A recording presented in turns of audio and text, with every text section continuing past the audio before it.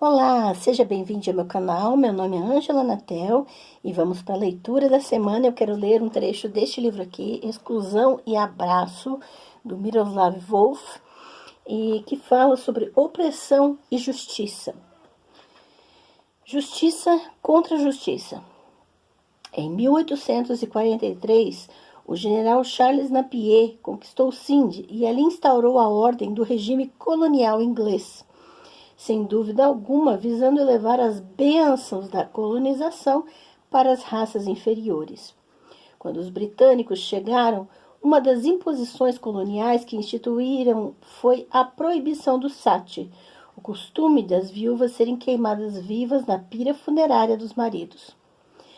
Eles foram astutos o suficiente para tolerar um número de peculiaridades nativas, mas não a imolação das viúvas.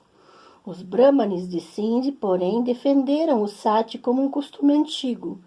A resposta do general Napier foi tão simples quanto arrogante. Minha nação também tem um costume.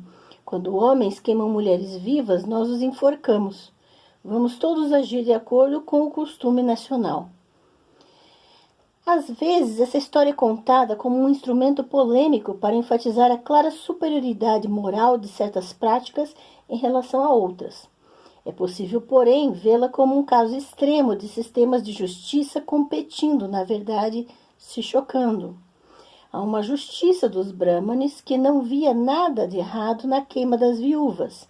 As mulheres, por natureza, pertencem aos homens, aos pais ou maridos e talvez os filhos.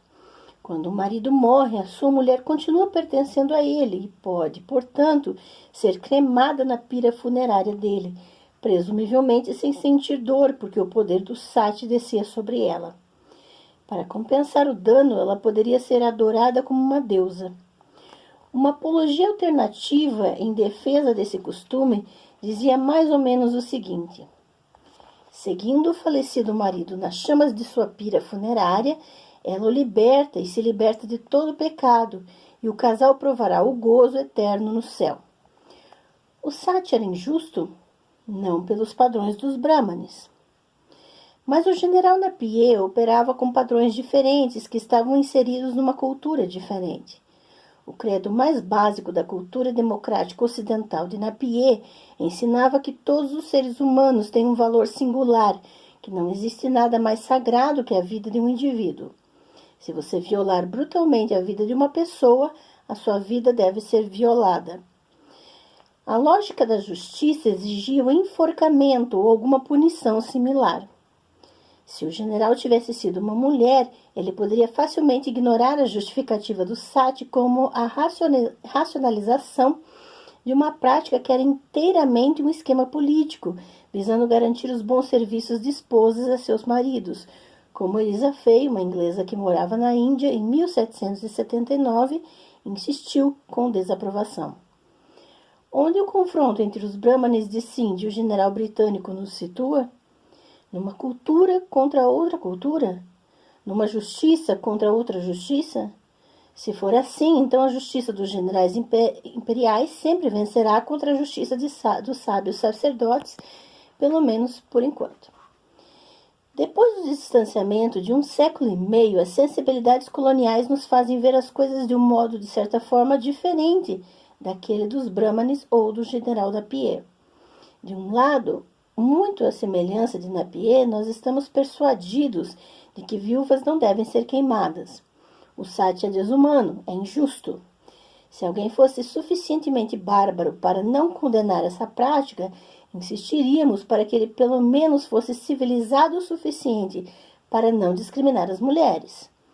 Aplicando uma lógica tão macabra quanto convincente, exigiríamos que, se é para queimar as viúvas, então os viúvos também devem ser queimados. Do outro lado, de um modo muito parecido com o dos brahmanes, muitos de nós sustentariam que a violência com que os poderes coloniais impuseram seu regime e seus valores às populações nativas foi profundamente injusta.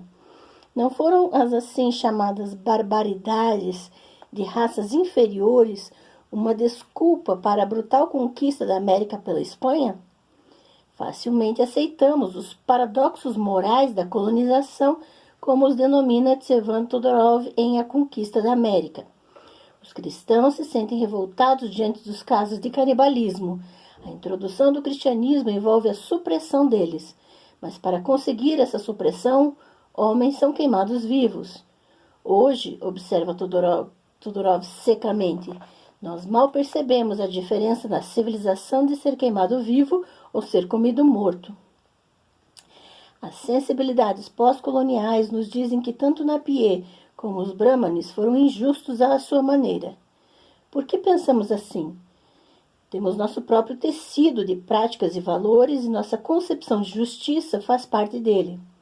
Diferentemente dos representantes da mais alta casta sacerdotal da Índia do século XIX, nós afirmamos como valores ambas as coisas, a inviolabilidade da vida individual e a pluralidade das culturas. Mas onde isso nos situa? A nossa cultura é superior à deles? A nossa justiça é superior à deles? Talvez não tenhamos a coragem de colocar as coisas nesses termos, temendo que nossas sensibilidades democráticas e pós-coloniais possam parecer uma forma disfarçada de colonialismo. Mas realmente hesitamos em pensar dessa maneira? Esse tácito pressuposto da superioridade da nossa justiça é desafiado quando hoje confrontamos o concreto outro. Ao contrário dos brahmanes e generais coloniais, o nosso outro retruca, argumentando que a nossa justiça talvez não seja tão justa como pensamos. Considere-se a guerra na Bósnia durante os anos de 1990, embora o mesmo raciocínio pudesse ser aplicado no exame de muitas outras situações. Os estrangeiros se sentem perplexos, incapazes de construir uma narrativa moral, incapazes de contar a história de croatas, muçulmanos e sérvios, como uma história de acertos e erros evidentes. E como observa Mikhail Ignatieff, onde a empatia deixa de encontrar a vítima inocente, a consciência encontra o confronto na rasa misantropia. A conclusão parece clara. A justiça é pisoteada à direita e à esquerda. Todo mundo está maluco, todo mundo é bárbaro. E é óbvio que isso indiretamente confirma que nós ocidentais somos justos, sensatos e civilizados. Eu escolhi esse trecho por inúmeras razões, e uma delas é a grande questão da justiça e do que entendemos ser justo e civilizado e o que é bárbaro e deve ser combatido. O outro é sempre o injusto, o diferente sempre vai criar e causar em nós o desconforto, a raiva, a reação, a agressividade. E com o nome de civilização e justiça, nós impomos ao outro, goela abaixo, os nossos valores morais. Então, é preciso tomar muito cuidado quando nos aproximamos do outro, de forma a fazer uma comparação, de forma inevitável de colocar as nossas lentes sobre os valores e as expressões culturais do outro, do diferente, né? Recomendo essa leitura, esse livro é muito importante para reflexão e traz importantes pontos no que diz respeito à violência, no que diz respeito ao colonialismo. Aqui vai falar sobre verdade, sobre violência, sobre paz, sobre justiça, sobre exclusão, sobre a questão do distanciamento e do pertencimento, e é fundamental para a análise das relações humanas. Fica aqui a grande dica da leitura. Uma ótima semana e até a próxima, pessoal.